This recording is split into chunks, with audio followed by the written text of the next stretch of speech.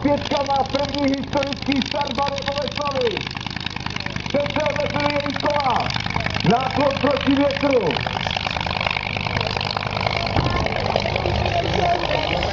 Tak jaký pak je to experimentál, když tohle je zkušené letadlo. BH5 krouží před vámi diváky zde v Mladé Boleslavi.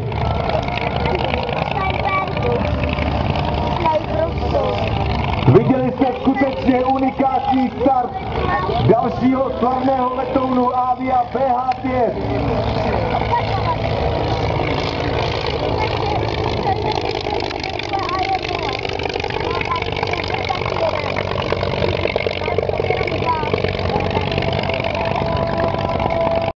Přeletu německého území, které bylo tehdy velmi obtížné získat.